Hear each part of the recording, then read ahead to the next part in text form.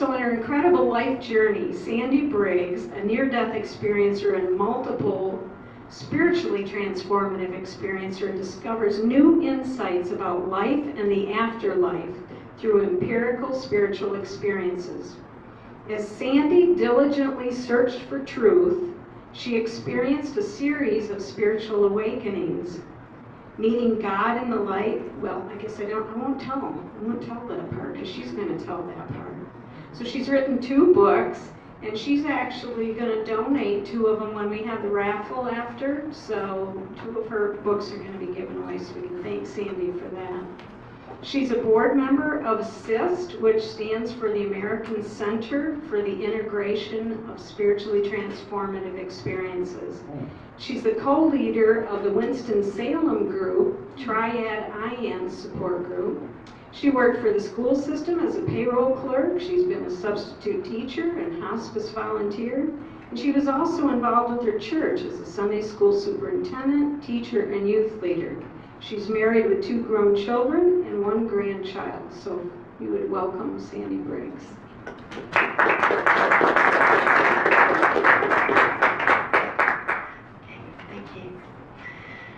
Thank you for inviting me here.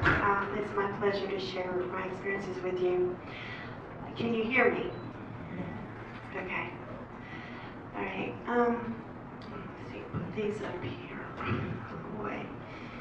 Okay. I had many experiences, even as a child. And when I was young, I didn't understand what it was. And I guess my first experience is I saw a ghost. And it scared me. And I remember in the night, I saw this ghost.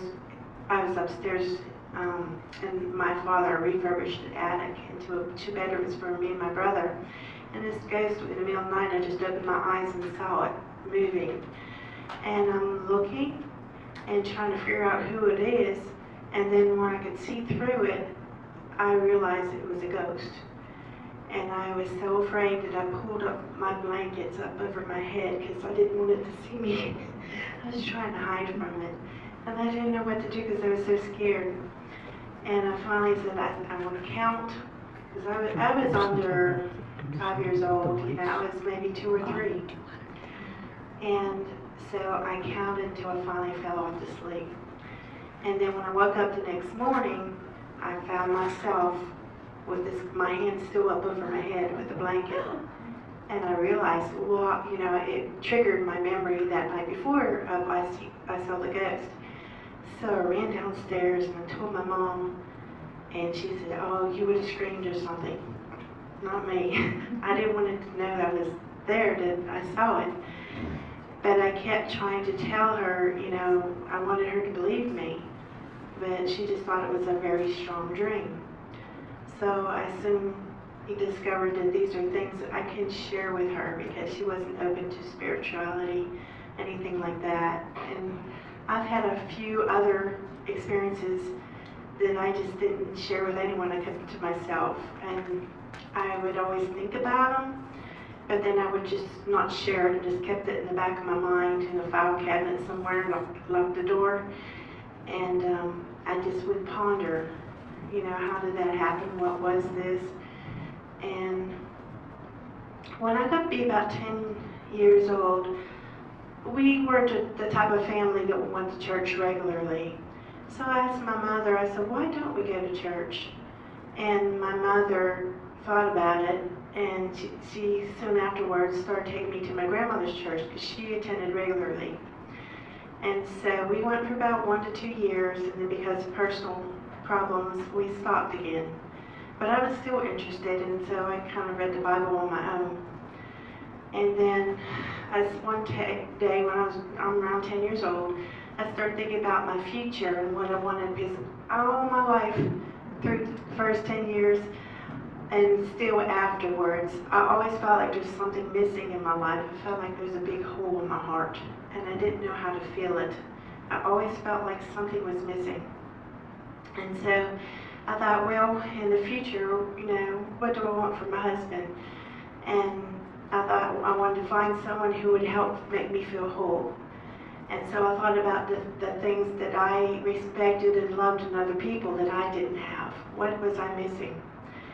And what was important to me is I wanted him to be open to God, but I wanted him to be a leader because I was more of a follower.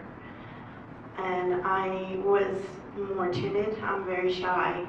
So it's amazing that I'm up here speaking with you because I am nervous. So please bear with me. So my mother, going back to my husband, when I met him, he was all the things that I said that I was looking for. He was very, he went to church regularly every Sunday, and he was not afraid to speak. He was very secure in himself, and he was interested in other cultures, and I wanted to raise my children with a husband who was open. You know, I didn't want them to be prejudiced or anything like that. And so when I met him, he was these things that I had thought about that I wanted for my future. And so when I met him, I was surprised that he was the things that I had asked for. And so I married him. But then we got along great for the first 2 years. And then as soon as I got pregnant, things changed. And my husband has OCD, obsessive compulsive disorder. And he told me before I married him that he had it. So I didn't see any problems with it, because he was very kind and he was a gentleman. He would open doors for me, and we got along great. But when I became pregnant, he started obsessing over making sure I won't get hurt, and just everything. He would have thoughts. You know, a lot of people wash their hands a lot. That's one thing he didn't do. He didn't wash his hands a lot. But he would think about things, and before he leave the house, he would go through his routines and over and over again. But I mean, I could handle that. You know, it's different. You know, but I could handle that. But then when I became pregnant, he got even worse. And he started interrogating me every day when he came home from work. He would ask me, did I see anybody? Did I go anywhere? Did anybody call? What did they say? What did you say? It just went on and on and on. And he would get angry sometimes. He had trouble controlling his anger. So anyways, I didn't know what to do with this. I didn't want this life. I didn't want to have someone who was controlling. He was a very dominant person, and I was, you know, quiet. And so it was hard for me to deal with this because he wasn't like this when we dated. But as soon after I had our first child, my son, it became even worse, and I didn't know how to deal with it. And I became so depressed, I didn't want to live anymore. And I came at night one day, I prayed to God with all my heart. I said, I had enough. I don't want to live anymore. But there's something inside me. I didn't want to commit suicide, but I thought about it. And I would think, well, how should I do it? You know, and think about the different ways. But something inside said, no, I just can't do it. So I just prayed to God. I said, I don't want to live another day. And I just thought, close the book. My life's over. No more pain. That's it. And so that's what I was expecting. And I cried myself to sleep. And then I woke up in the middle of the night, expecting myself to be, waking up in my bed. But I was in the light. I don't know how I got there, and I'm trying to figure out, where am I? It was so bright, it was like I was inside the sun. And I couldn't figure out, how did I get here? Where am I? And there's a door right in front of me, and it had two doors that pushed open, like that. And I said, what door is this? I don't recognize it. And at that time, I was kneeling on down, and my head was face down. And then when I got up to look up the door, trying to figure out where I am, there is an opening on each side, in each of the doors. And when I got up, I don't even know how I got from my knees to now I'm standing, and I'm looking through this opening. And it wasn't any glass, it was clear. And I looked through, and right in front on the other side was God. And the doors invited me in. And as soon as the doors cracked open, I heard the most beautiful music. I don't know anything on earth that sounded as beautiful as that. And I was so excited because I didn't expect this. And here is God. And I was so excited and just surprised, shocked. And all I wanted to do was rush up there and just hug him. And when I thought that, God looked at me and he went and he held his hands out to me. And I just went straight out. I don't remember running. I just went. And I leapt into his arms and he held me. I never felt anything so much love in all my life. And I was just, it was so, there's no words to describe that. But when we embraced, he felt like energy, like electricity. And this sort of surging energy. And I could see myself looking at him like in different views at the same time. Like I was on his chest, embracing him, and then I was looking into his face, and I was way back behind at the same time looking at him. And I was spinning from one view to the other so fast that I was getting dizzy. And as I was thinking that, all of a sudden it stopped. It's like God knew this and said he stopped because I was really confused. I thought I would faint or something. And so I wondered, well, how did I get here? I'm in heaven. I must have died. So I said, well, how did I die? I don't remember being sick or anything. It didn't even cross my mind that night before that I had prayed to die. I didn't want to live another day. It didn't even cross my mind. So I'm trying to figure out how did I get here, and I had to have died to be in heaven. And so I'm thinking it must have been quick, like a bomb or something. It must have blew up my whole house, my town. What blew up? How about the world? What happened? With all the things that goes on in the world, with all these wars, I started tribulating about, what happened. And I worried that the whole world was gone and what happened. And then God still held me with one arm, and then he went out with the other arm and said, everything is all right. And he said it in the most soothing voice that I just immediately stopped worrying. Anything God says, that's it. And I knew everything was all right. But I still didn't know that, that this life is still continuing on earth. I still don't understand how I got there. And then all of a sudden there was someone who was sitting beside God, but I remember seeing he wasn't there before. And he stood up and held out his hand to me. And I thought, well, I'm supposed to go with him. He's going to show me where I belong, in heaven. And before I even touched his hands, maybe an inch apart, I felt myself re-entering into my physical body in the dark, on my bed. And I went right through my chest. And I felt myself my spirit felt like a liquid. And I felt myself going all the way down my arms and into my fingertips, and then continue down my legs all the way to my toes.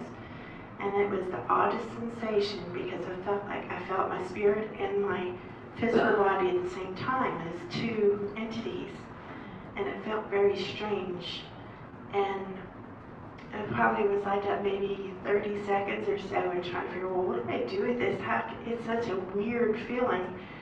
And then all of a sudden, it was like my physical body was like a sponge, and it just soaked up my spirit.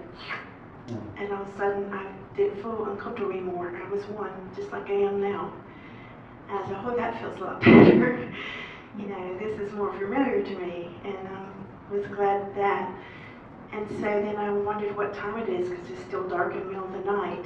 And I got up, and when I was in heaven, my vision was perfect. I mean, my hearing was enhanced, my sight was enhanced, my senses, everything was different. And I don't know how to really describe it, because it's different than how we hear and see on earth. But it was just, there's no words to use to describe these things. But so I looked at the clock and it was 4 o'clock in the morning, and I jumped back in bed because I had to go out of my bed to look at the clock because I couldn't see without my glasses. And I said, boy, that's different. In heaven, I didn't need glasses. So I didn't know what to do because I felt like shouting from the mountaintops. I wanted everybody to know that God's real and that how much we are all loved. God loves each of us so much, and not one person more than another. We are all loved equally. And I knew this, and I wanted people to know that. And I couldn't wait. It's 4 o'clock in the morning, and I can't wait till morning. So I woke up my husband, and I told him what happened. And I thought he had drifted back to sleep because he was so quiet. And I said, did you hear me? And he said, yeah, I heard you. I said, no reaction. I thought he would say something or ask questions or something. And he didn't. And I thought, well, people's going to react however they're going to react. But I still had this need to want to share it with other people because I was so excited. And not one day has gone by. When that happened in 1984, and not one day has gone by that I don't remember that experience. It stays with you. And when I started thinking about if I want to relive it again, you know, you just want to go through everything step by step. This happened, that happened, and I want to feel that all over again. And so I tried to share with my family and very close friends. And again, my mother thought it was a dream, a very strong dream. I said it could not be a dream. That, what I lived in the light, was more real than my life here. This was the dream. That was real. That intensity, no comparison to how we are here. Everything's watered down here on earth. And I knew that was more real far than anything on earth. But try as I did, they didn't quite understand. They never heard of these experiences, and I never heard of these experiences. This is before I heard of near-death experiences. So this is all new to me. And I had some problems when I tried to share. The minister, I was very involved in church. I taught Sunday school and the children because I wanted my child raised in the church. And so I became very involved. And I learned with them. I studied lessons and did everything I could to try to teach them. But they were just simple because I just taught like first grade. So I just we just would read a little paragraph or two and then they played. So it was very easy beginning. But then I grew over the years to learn more about the Bible and everything. But then I would also while I'm studying, thinking about my experience and trying to compare things that it says in the Bible with my experience, and some of the things I understood what Jesus was trying to say. And I said, that's what he's talking about. And then when I tried to share it with other people at church, they didn't want to understand me. And I felt like I did not belong there anymore. And it broke my heart because my whole heart was invested in the church and in teaching the kids. But I couldn't deny my experience. It was real.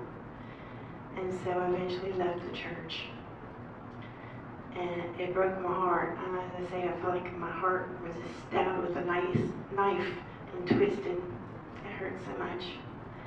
I tried other churches. I just didn't feel right anymore because I felt like the churches have the truth, but a lot of things that they say and teach was misunderstandings. And I understood through my experience some things that I didn't understand before. It made much more sense to me. So anyways, this go forward, I'm probably talking too long. Oh, no, you're fine. Okay. About 10 years in the future, my husband takes me to the bookstore, and prominently displayed is a book of a woman with her arms reaching into the light. And I walked over to it. It was on the bestsellers list, and I picked it up and I said, that's me. I know that's me. It looks just like me. And I said, well, what is this about? And it's about a woman who died and went to heaven and came back. And I showed it to my husband. I said, I've got to read this book. It sounds like my experience. I want to read it. But he seemed uncomfortable. He wouldn't buy the book, and I didn't have enough money with me. So, well, I'm going to come back and get it. And then I went to work the next day. I worked for the school system at that time. I was a SIMS operator, Student Information Management System. And I did all the record keeping with the students at this high school. And I went to lunch with my co-workers, and as we were eating lunch, this woman that I worked with, she is across from me, and she says, have you ever read Embraced by the Light? And my jaw dropped. I said, yeah, I want to read that book. I just saw it in the bookstore. I want to know what it's about. I said, please tell me what it's about. And so she's told me what it was, and I did bring it here, my copy. And this right here, I said, that is me. I just know it. It didn't look like Betty Eady. It looks like me. I said, but that is what happened to me. But when I read it, I wasn't in heaven nearly as long as Betty Eady. But I felt so familiar with what she was sharing that I just had to write to her. And I told her I had an experience too, like her, but I wasn't there as long. But I said, I really need to talk to somebody who understands me, because every time I try to share, nobody understands me, or don't believe me, or whatever it is. I need to talk to somebody. But she never responded. So I waited a few months and thought, well, she's busy, she's doing talks and everything, it just might take her a while. And then eventually I read her another long letter. She still didn't respond. But she started sending me her newsletter on Jinjinga. And I was happy to get the newsletters. At least I know she got my letters, because she had my address to send me the newsletters. But I wanted to hear from her. So I finally said, well, I guess she will never contact me, and just, put it up like, that's not going to happen, and just try to deal with my life and just try to embrace this. I mean, this is such a huge experience and nowhere to share. And it was hard to keep it inside. It was like, I always say it's like if you have a champagne bottle and you shake it and it has to come out, it has to burst forth. But I had a cork on top. I couldn't let it out. Nowhere to share it. Nowhere that it would be that I felt embraced and accepted. So it was very frustrating for me. So, anyways, I think it might have been a year later that I got a newsletter in the mail from Betty Eady, and I hadn't heard from her in a while. But she started her own publishing company, and in this, on the back, she wrote about a book that she published by Roy Mills called The Soul's Remembrance. And it was like serendipity, because only like a week or two before, I was thinking about, I know heaven exists. And the Bible says Jesus had, he died, was raised, and sits on the right-hand side of God the Father. So I said, Jesus is there now.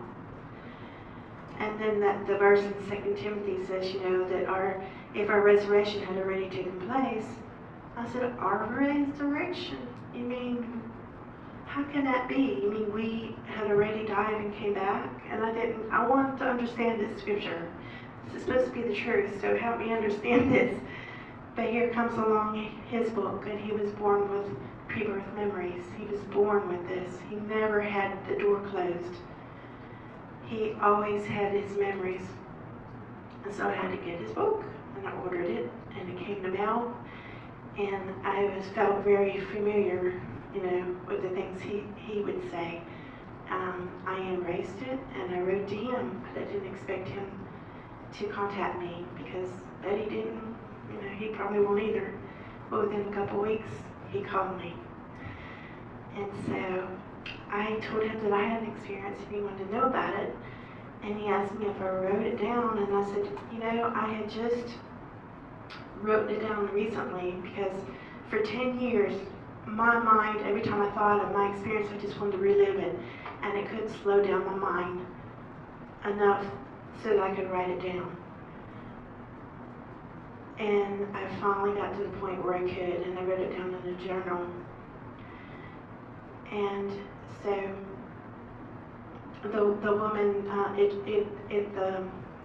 at work, you know, when I worked at the Sims operator at the school, she had the book, and I shared my experience with her, and she was open to it, and it was wonderful to finally have somebody who embraced it. She was open to it.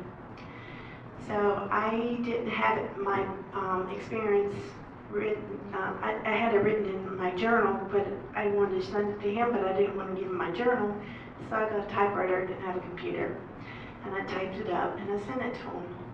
And he was very open to it. I was so happy, and I shared with him everything that I share with you and more, because I don't have time to explain everything. But he was very open. He says, "You need to write a book." I said, "A book? This might be a chapter. How can it be a book?" I said, and I wasn't into writing books. I never had any idea that I would ever write books. But he said, I need to do it. So I think about it, and as I was studying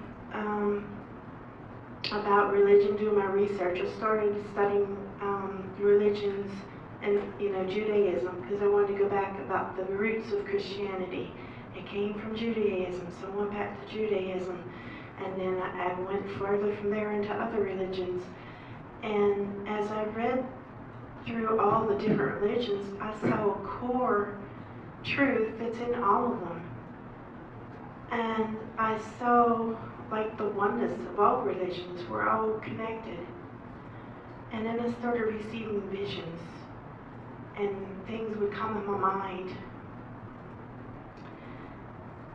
And it was very transforming, the things that I would learn. It's like through the Spirit that was coming to me. And the things that I was doing at church, I was trying to teach these things I was getting. But I was having so much difficulty, with the church that I eventually left. But eventually, I started, my husband wanted me to read a book, and he bought me a book. And it was Plato, The Last Days of Socrates. And so I thought, it's philosophy. I wasn't into philosophy. But I set it up on the bookshelf, and I said, I'll read it one day. And he wanted me to read it because he thought, for me to compare the things that Socrates said with what Jesus taught. And so I finally, one day, didn't have anything to do, and I picked it up, and I started reading it. And I was very shocked, because Socrates has some type of divine or spiritual experiences, and they began when he was a child. Some kind of voice would come to him, and he was learning things. And in his day and age, they only knew the Greek gods, multiple gods. He was saying there's one God that everything came from. And he's talking about the pre-existence of our soul. We were alive before we were born on earth. And saying all these things, and it just blew me away. He was so spiritual. I did not know that. And so as I'm reading this book, I understood everything he was saying. And then when I got into back on page 171, as soon as I turned pages, I was teleported, and I was back into the light again. And I was in heaven, and I was talking with others. And there was one who was very knowledgeable, one who was like the leader of all, but he was very in charge.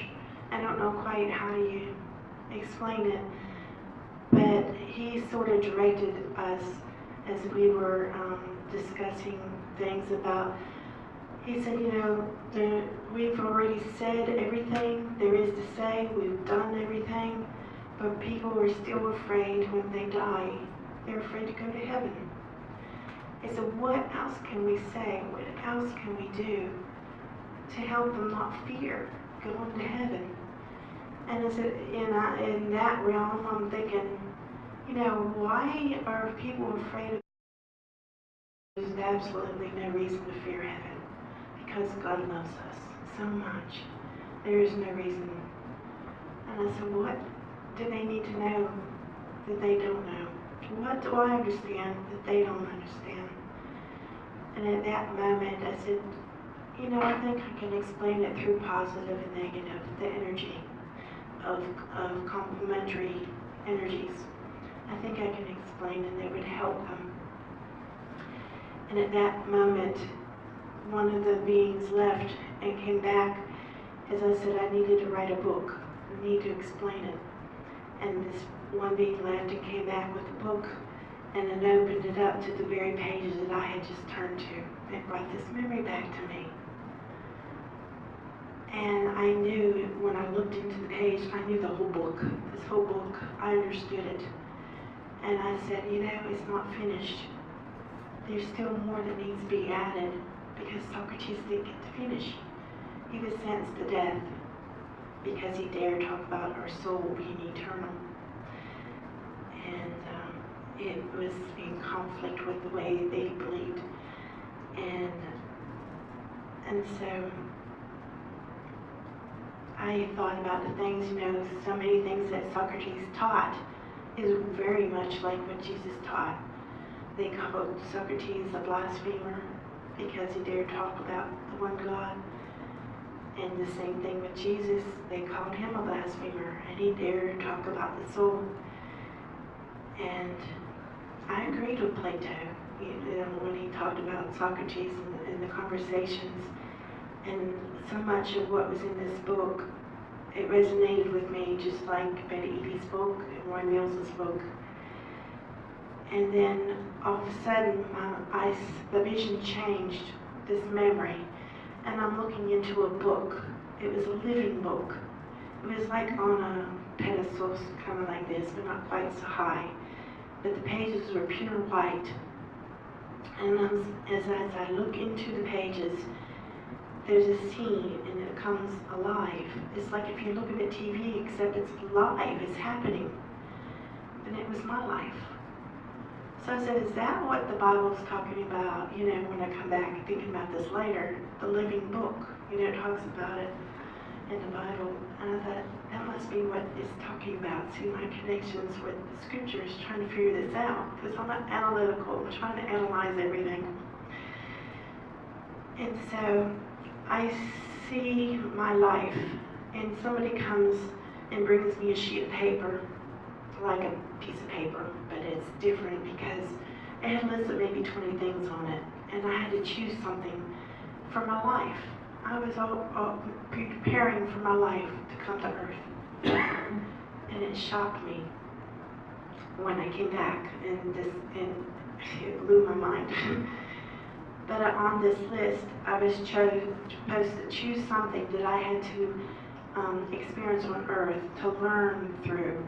It would be lessons. I had to have some type of physical impairment. I was supposed to learn through this. And so I looked at the first thing, and I sort of picked it up and looked it over on the living book, but I didn't let go. And I saw how it affected my life. And I said, no, I don't want to do that. I put it back. I tried another one and held it over the living book, and I saw how it interacted in my life. I said, no, and I went on down.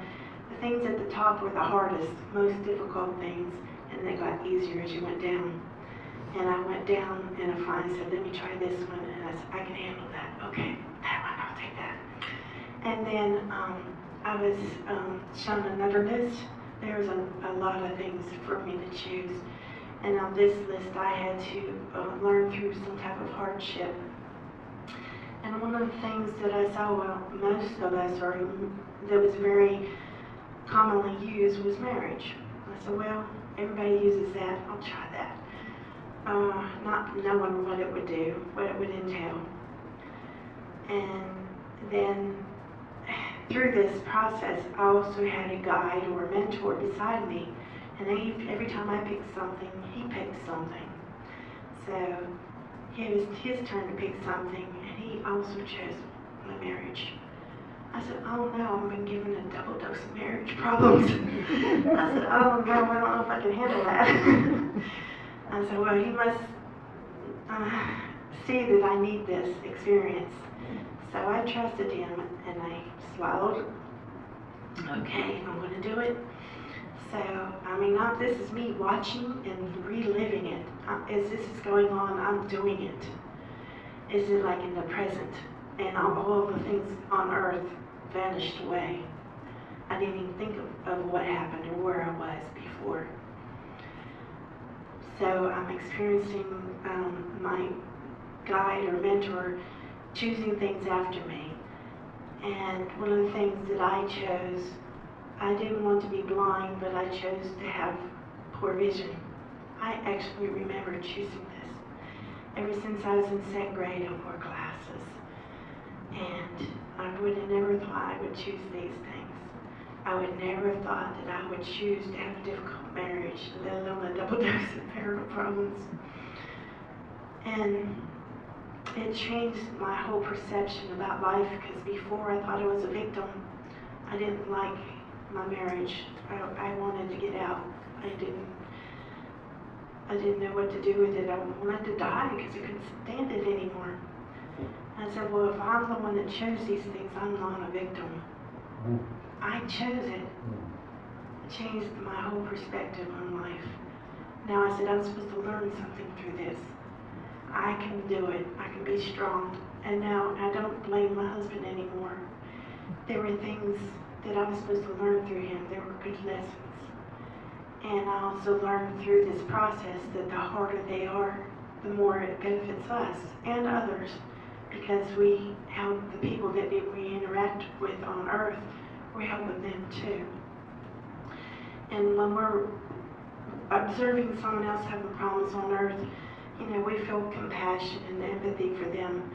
But when we're going through it ourselves, we're personally involved, we're stronger in our emotions and the pain. You know, we have to decide it's affecting us. So it's stronger involvement when we choose what we go through. And so all these things just completely changed the way I view life. And so I kind of afterwards was then chosen this guide told me to choose something that would help me in life. And I said, oh, help me, not something difficult, but something that's going to help me. Okay. And so I chose, but I do not remember. It's weird. Some things it's like I'm permitted to remember some things, but not everything. I don't know how that works. But this, the guide chose my husband as something that would be helpful. And I call them safety bumpers. And I thought, well, how can my husband be a safety bumper when he's supposed to be double dose problems? Then I thought, well, it'll make it not be quite so difficult. I said, sure, yeah, let me have something that's going to help me. And then he said, pick another one. And I said, well, I already have one. He says, you need another one. So to balance the difficult trials, I also had the positive things to choose. And one of the things that the guide chose for me was my second child. My first child was chosen to be a difficult trial for me to go through, and he still is. But my second child was going to be a blessing to help me stay on my mission, and she is. Everything that happened that I remember choosing, that's my life. That's what happened in my life. Here I wanted to give up on it, not knowing these are things that I chose. And so it just changed everything I thought. And so I kind of, when I shook my mind and I found myself back sitting on the chair in the living room beside my husband. He was sitting watching television, and I was there sitting there right beside him reading Plato's Last Days of Socrates. And I just started bawling. I didn't know what was going on. you know, all of a sudden, I connected to pre-birth memories. I'm remembering living there in that realm, choosing my life for here. And I just didn't understand. Nobody's ever said this before. Nobody told me about this stuff. I never heard of it. And it took me a while to embrace that because it was so different. And I tried as hard as I could, but I wanted to share because I wanted somebody to talk to. I had nobody to talk to. And so it's probably 5 months forward, Roy Mills, did I share that yet? Yes, he contacted me, so we became friends. He called me and I told him, you know, I have these weird memories that came, and I wanted to share them with him because he was born with pre-birth memories. And I told him about being in this realm of light and other people who were planning my life. And he says, yeah, that happened. I'm like, how do you know it happened? But, you know, he has pre-birth memories. Okay, so I started telling him more details. And then I remember I said I was escorted to talk to another guide. And this guide was going to show me what it's like to come to Earth. And then he said, this guide says, you know, this world that I'm entering is half light and half dark, you know, because it revolves around the sun. And you have daylight, night. And so I became a little wary about this because I said, oh no, I wasn't thinking about it being half dark. And I don't talk like this, but in that realm I remember saying, doesn't Satan control the darkness? You know, I don't talk like that, but I did there. So this is weird that I even used the word Satan, but I did. And he said, well, yeah, but that's something different. This has nothing to do with that. He's just talking about the planets, how they revolve and things like that. And I said, oh, you talk about creation. Okay, I understand that. And he took me, and I was talking to him about creation and everything that I understood at that point. And then he took me to this platform. And have you ever seen the movie Mission to Mars? I love your story, and I'm so sorry I have to go pick up something. I don't want to leave, but Okay. I didn't want you to think I was just leaving. Okay, well, thank Because you. it's awesome. Thank you for your attention. Thank you. Have any of you ever seen the movie Mission to Mars? It was a movie, I don't even know when it came out, but I took a picture from it.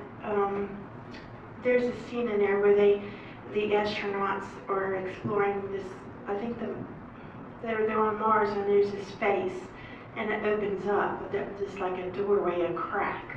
And they go through there, and they don't have to wear their helmets, so they take it off and they can breathe in there. And then they go to this platform. It rises up out of the ground, and when they step on it, they see the planets, and they're out in space, looking into planets. That is what I experienced.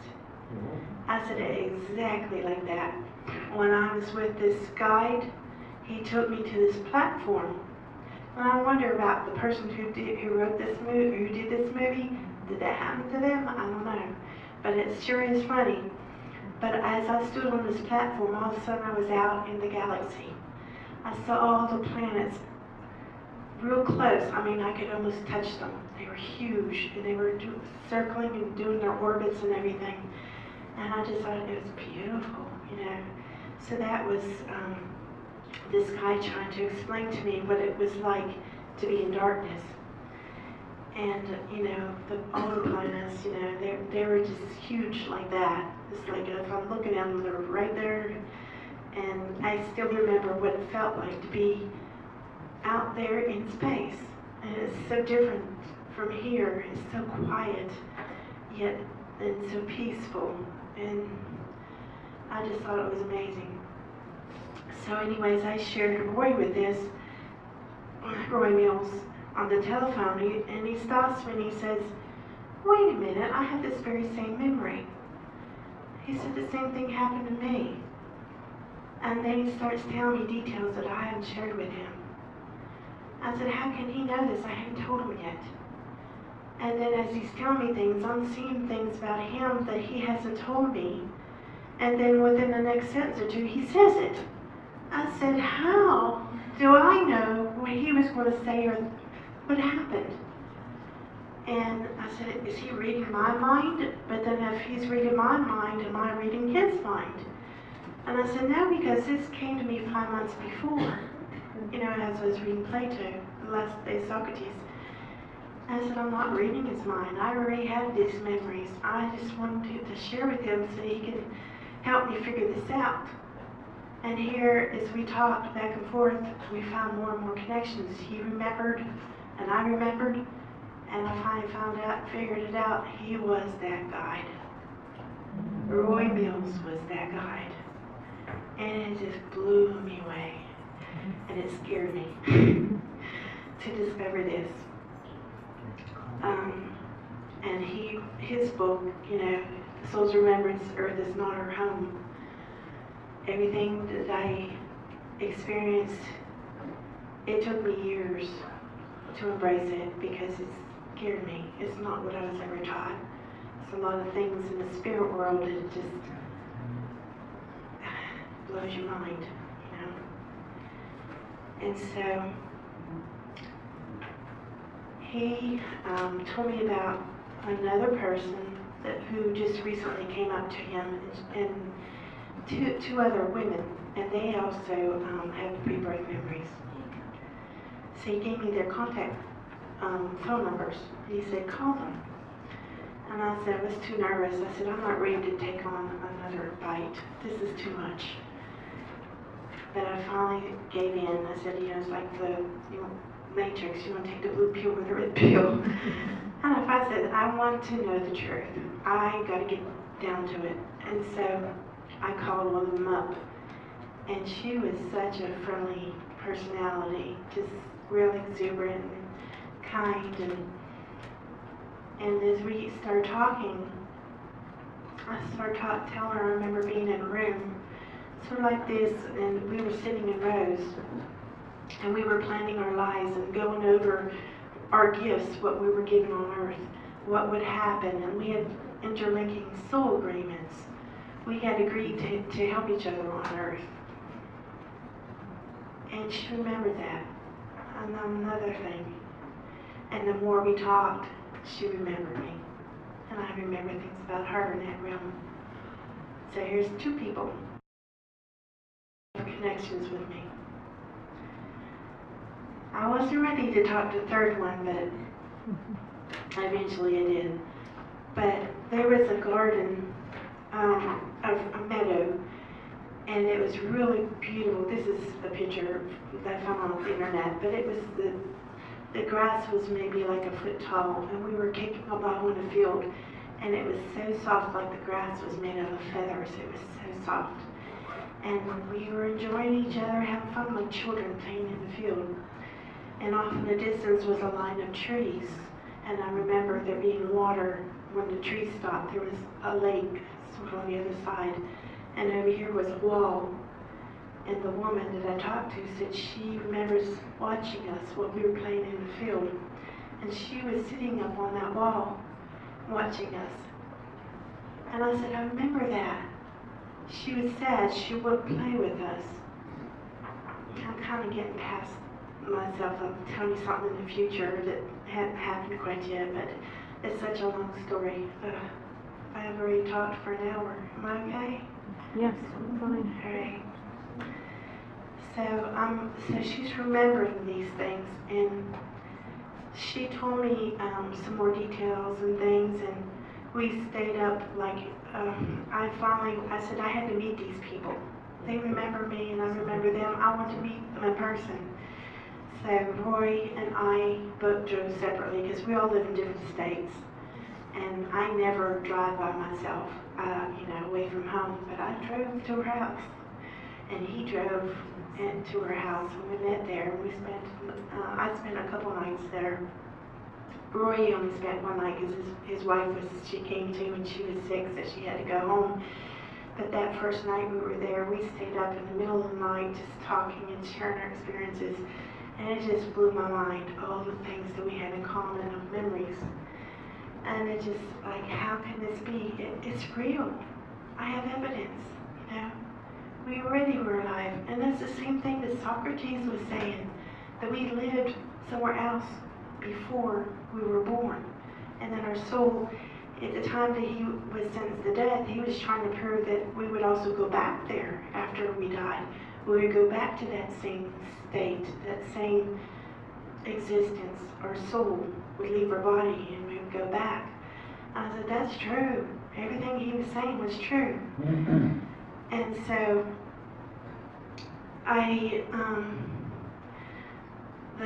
as I would think about these memories or connected memories, it seemed like more and more would come. And that night, after she was sharing with me some memories, I was slept at her home. And as I was asleep, I dreamt a story that she was telling me the night before.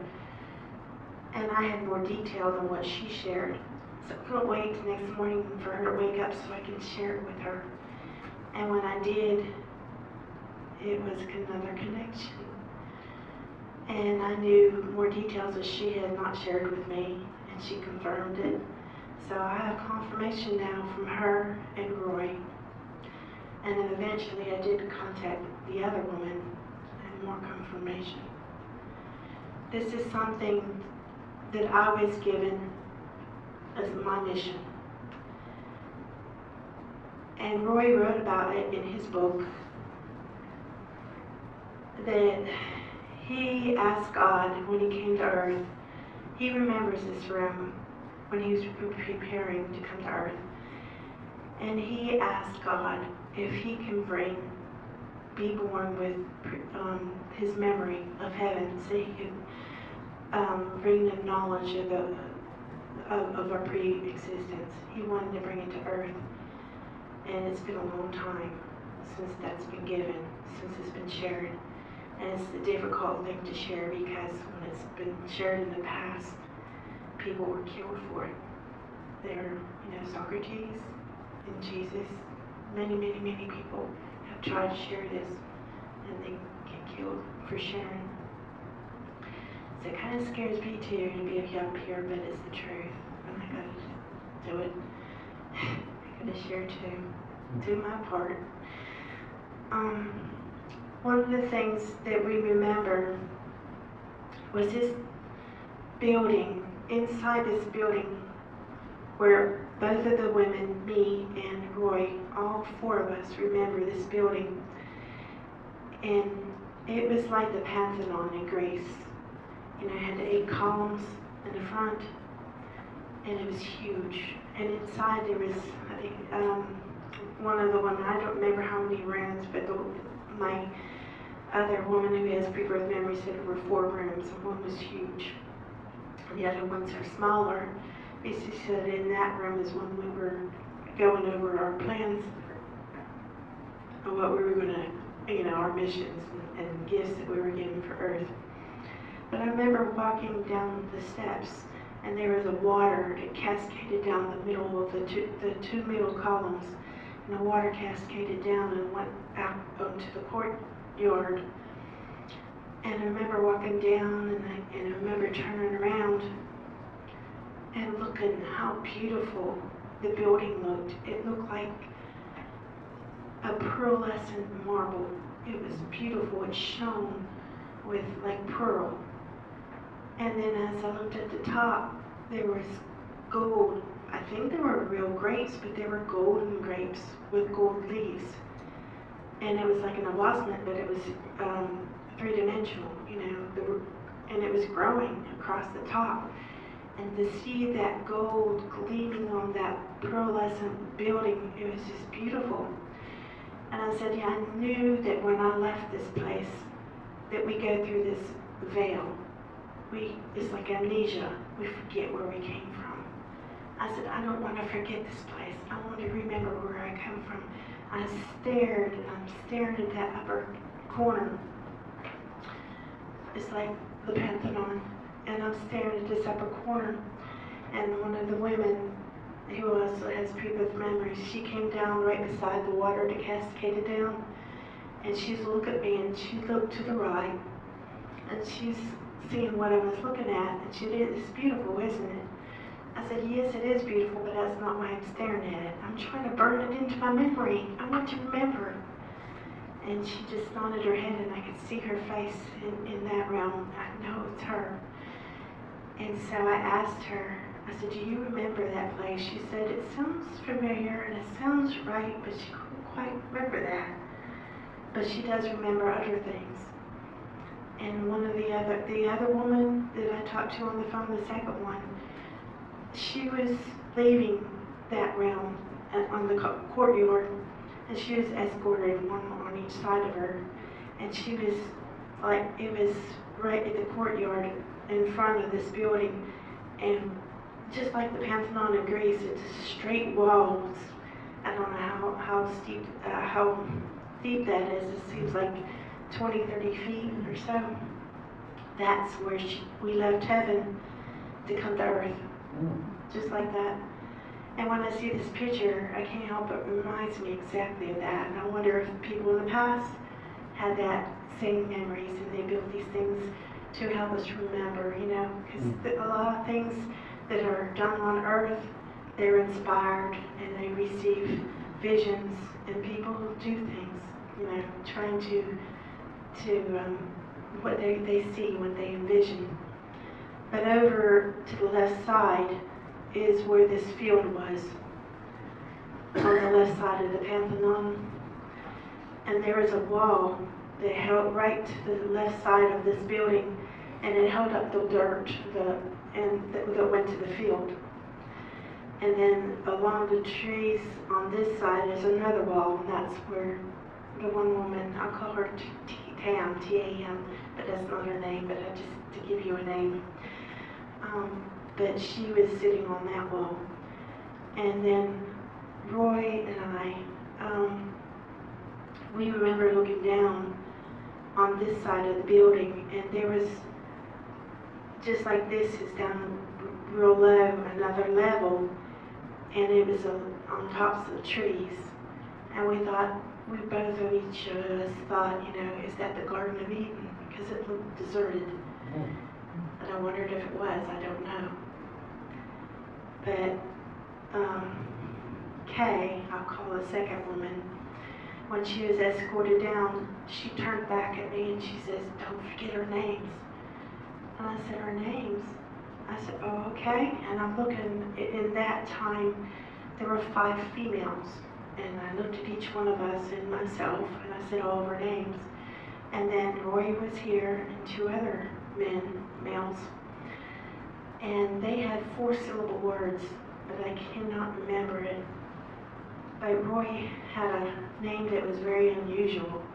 And I thought, I don't know, because I know that we're going to forget this place when we leave and go to heaven, when we leave heaven and go to earth. So I think he'll probably have difficulty time remembering Roy's name. I said, but you were given remembrance, so you should remember your name. And he does.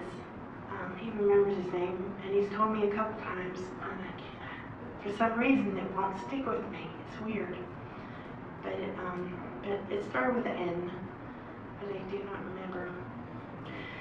But so these things, though, it just was shocking for me to realize that we did live somewhere else before we were born here, because in my mind, my life began when I was born as a baby. And I thought, you know, when I die, our soul leaves and we go to heaven. And that was my understanding. But now that I realize if I was there with these pre-birth memories, I had my life here on earth, I had my near-death experience in the light, came back again, that's twice, from heaven to here, near-death experience to here. So what's to prevent us from doing it again? So it didn't bother me. People talk about, you know, having resurrections and having multiple life experiences. And I said, you know, I already went back and forth, so, you know, it just totally opened up my heart to embrace all these different type of experiences. And as I read through the scripture, I understood them with a new vision. And a lot of things, Jesus would talk a lot about gardens. And so I understood a lot of things about scripture. And so I would start writing about these things, and I wrote my first book. And then my first book is about my experience in 1984 in the presence of God. And then at the end of it, I started talking about my connection with Roy Mills and having pre-birth memories. And that was enough for me to put in one book, because I said that's too much to absorb all at once. And then the second book I wrote is the continuation of my pre-birth memories with the other women as well.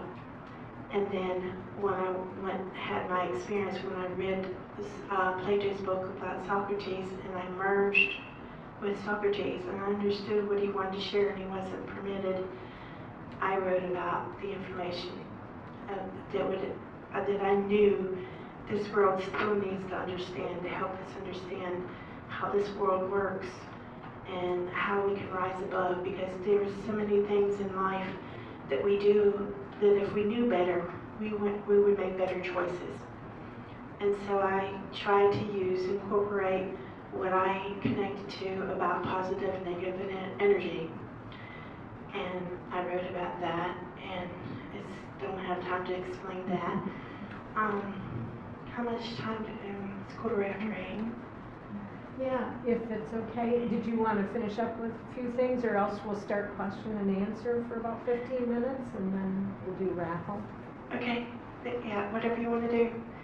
Okay. I'll just say, after this book was written, it was, when I wrote this, all other things kept happening. I had more spiritual experiences. And I had to get this out first. So I wrote it in the order of what had happened and how it unfolded in my life. So this happened first, and this happened.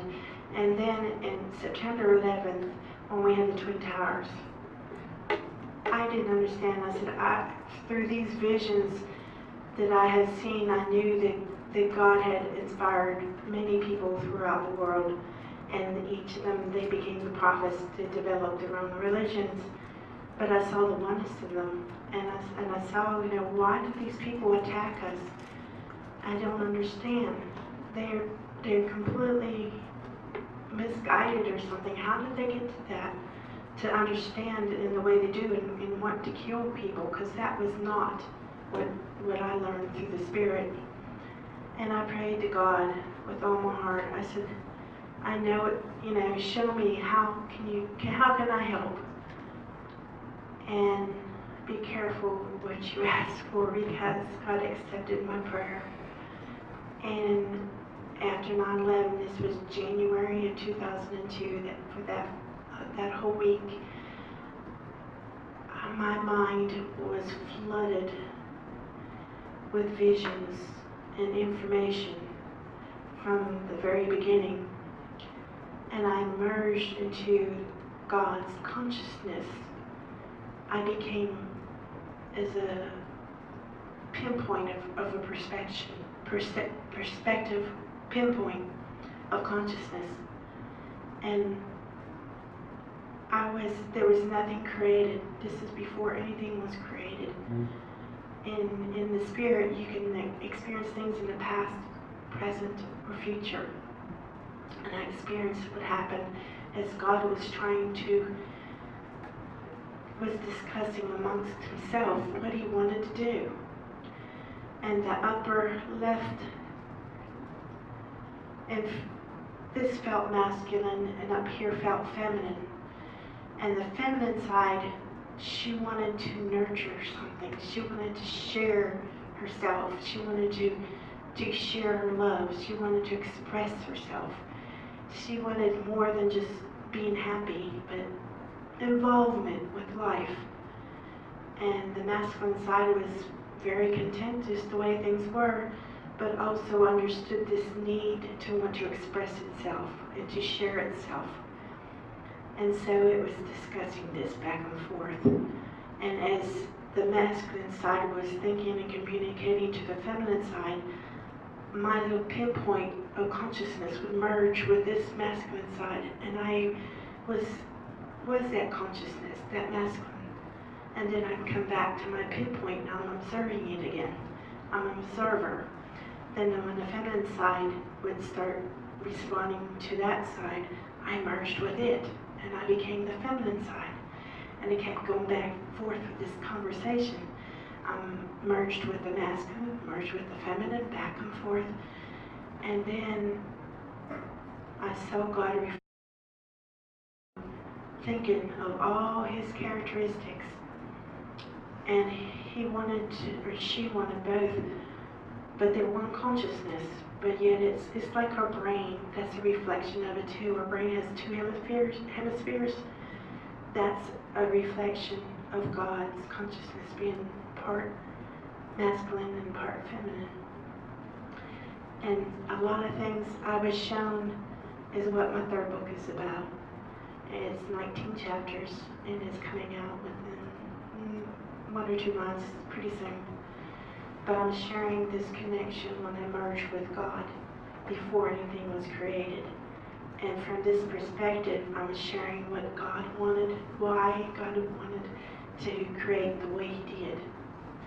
And it answers a lot of things that I didn't understand about life. And I'm amazed with it because it's not for me. It was given to me. And I know that this is a gift for the world to help us understand life better and help us understand what it's all about. And so I hope that it blesses everybody who reads it and that they will have a better, fuller understanding, and it would help them in your life to make better choices. And so I will turn it over for anybody who wants to ask me questions. Yes? Did your husband understand any part of your books? It's funny. I mean, I live with him. We've been married 35 years, almost 36. And this makes him uncomfortable because he was raised in the church. This was so odd and so strange that he didn't know what to do with it. He knew I was telling the truth, but he didn't understand it. The things that I was saying that was different from what he was taught, just like it took me a long time to embrace this. He still has trouble because he feels uncomfortable with it. He understands some of it, but he still wants to believe the way he was taught. Yes? Can you talk about the list of hardships that you and your guide were looking at? You talked about ones that were first that were really tough. Do you remember what some of those were? Not in particular for me what I was shown, but I know the things that had pain were the ones on top that were difficult. And I know in my memories of heaven, I didn't know what pain was. I didn't know what hardships was. This made no sense to me because in heaven it's always light. There's no darkness in heaven.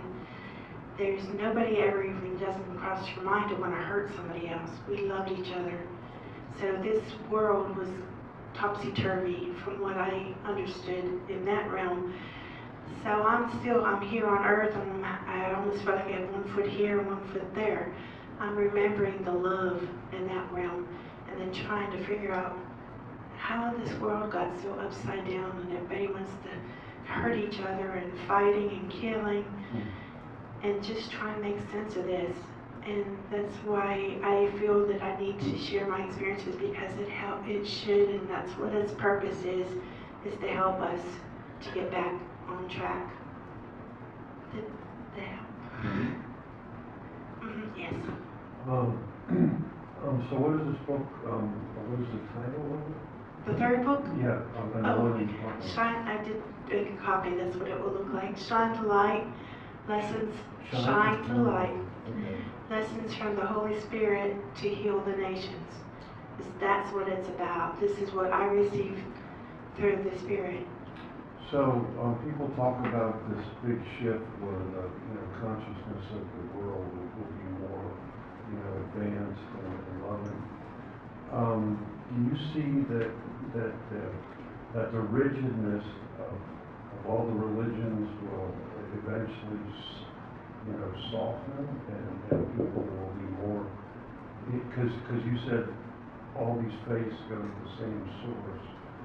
Do you see more of like a worldwide acceptance and appreciation of that? After 9/11 happened and I prayed to God, I was shown about Islam. I was shown that the people who have turned their religion into being radicalized and killing are completely opposite, upside down from what its intentions were. I was not shown how many people do understand it the right way, but I do know that what they're doing in spreading violence is absolutely opposite. I was shown what Islam is supposed to be, and I merged with Gabriel of all. I merged with him. I've had so many experiences, but I understood through Gabriel what the intentions of Islam is supposed to be. And then when I, after that experience, I looked on the internet because I didn't understand what do they teach each other, and I immediately could see that there are different things that are taught that was not in line with what I learned through the Spirit. And I saw that, God gave us free will. That was one of the main things. So we have the choice. We can choose to hurt each other, or we can choose to heal each other. And that is in our hands. A lot of violence happens in this world because we choose it, maybe not me, or somebody out there was choosing these things, but God lets it happen because they're learning experiences. But when things get really out of hand and very violent is when God intervenes the most. The more violent it becomes, and the more we get closer to destroying ourselves, God will increase His presence in the world. And this makes me think of like Jonah. When he was sent out into the world, he didn't want to go to Nineveh and tell the people to behave themselves. And the whale swallowed him. And then he was spit out on the beach, and he told the people, and they straightened up. I am hoping, because I was even shown a person to share about Islam, and for 10 years I've contacted that person, a Muslim, and I tried to share as much as I could to try to help him see, because he was teeter-tottering on the fence between understanding it and being violent. And I saw him change through the 10 years. He improved. There was a sign he's listening, and he gave me many, many signs that he was listening to me. And so I'm hoping, because this person is well known throughout the world with Muslims, and if they will listen to him as he's changing, they won't listen to me because I'm not a Muslim. And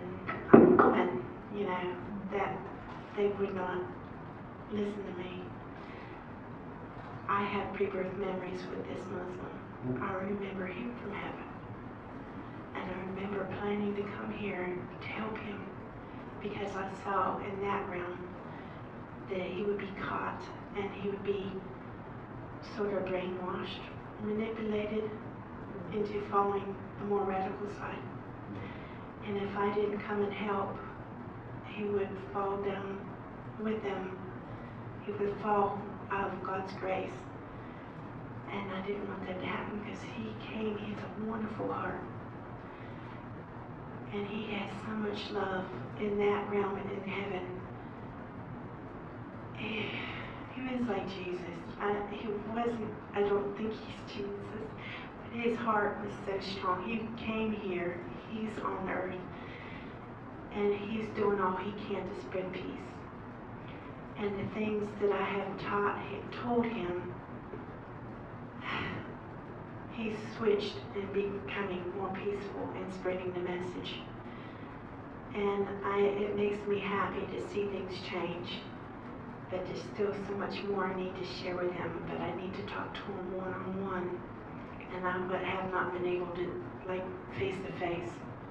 I need to know for sure I'm talking to him and not someone else. I spoke with him through a forum that he was on.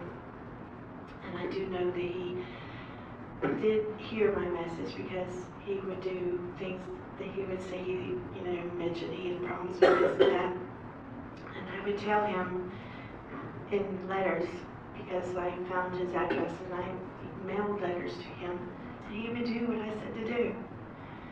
He had a website, a different one, and it had a picture of a child blew up and had pieces of this child.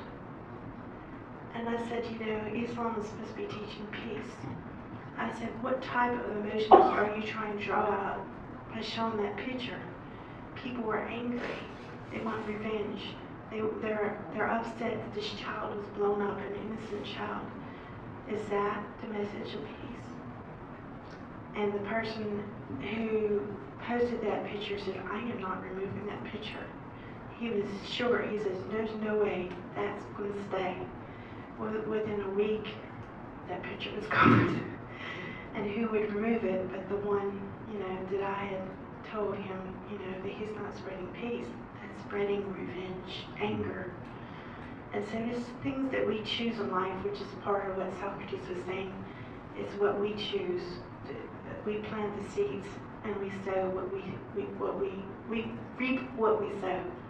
We plant hate, prejudice, all the things, and we go to war, we destroy, or we can learn from each other. We can learn to tolerate each other, learn about our differences. But I share about the oneness that I understood. So if all people would see the oneness of all religions, how we're all connected, they would rise above this mindset of war. And that's my whole mission, is to bring back peace, bring back unity, oneness of all of us, and love. So, does that answer? Yes. I'll make a comment. Yeah. I think after the recent elections, we seem to have gone even further. I think so And, too. and I'm wondering, do you see anything that's going to help improve us as we go through the next few years? Because I think we've reverted to some things that were very ugly in the past. It blows my mind that he even became a choice. So to see him go all the way, it just blows my mind, because there's so many things that contradicts what we want to go in towards peace and unity. And he would bring fear and yeah. So, But I know through life there's got to be a better purpose. That some people need to experience the bad before they change and see the light and they make those changes. Sometimes we have to go all the way to the bottom. That's what I learned from my son, who is a very difficult challenge. No matter what I did to try to help, they won't listen. They won't change. They have to feel and experience. And I saw this about Islam, the ones who are violent, not the peaceful ones. There is a difference that they misunderstand, but I saw what was shown to me, that the ones who are radicalized will go all the way to destroy the last human standing. Because if there's disagreement between just two people, and they want everybody to think as they do. And I saw how what that would lead, their mindset would be destroying the whole world. Do we really want that? But that's where they're heading and what they're doing. But I don't know how far it has to go before they see they were wrong. Their mindset of killing is wrong. That's not what Islam is teaching, but that's what they think it's teaching, and it's not. but we're buying into it. So that's what I'm afraid of. I mean, are we going to be blown up in the next 6 years, 5 years, 2 years? Because there's so much hatred that's being spread now. is there any vision that you see for a change? It's all our choice, but I was shown, the more violent we become, the more God will intervene. And that's what I think is why so many people in the last 30 years are coming out with their near-death experiences, because they're trying to connect with the things in the spirit to bring that message of unity and love back to this world. But we need to keep bringing it and sharing it and spreading it, because the more we embrace love, the more we're going to get away from that mindset. But those people that are violent need this message the most, but it's so difficult to reach them because they think they're right and everybody else is wrong. But they don't see where they're heading. So somehow they need to be taught, not hated, not killed. We need to help them to understand what they're choosing and how it's not in line with love. I mean, the Quran talks about God as compassionate, merciful, forgiving. Every chapter starts with that. And what they're doing is not a God of mercy. It's not compassionate and loving. So they need to relearn it. Yes. Answer you. I think the universe or God, whatever you want to call it, is using our current political situation to show us the old consciousness which our leader And it represents. doesn't work. It doesn't work. It's like looking in a mirror and you don't like what you see. Yes. It's ugly. It's frightening. It's pushing us. It's like birthing. It's pushing us to evolve. It is. And I do think that there's a positive end to this, because I do think that's how the universe is using this person to show us we have got to move in the direction of light and love. But we got to know that there's better choices and not to Well- fall prey to this violence, Well, you know. people that can see that. People that are still in the darkness can't see it yet, but That's why eventually it's they called will. shine the light. They eventually That's right. will, because the absence of light is darkness, but when the light is on, the darkness leaves. Right, So it's exactly. It's good. I'm trying what I can. I need more people to shine that light and spread it into the darkness. Okay. Raffles? So if we could give her a good hand for Thank you for having me. It feels good to let it out because it's all bottled up inside. It was wonderful to get it.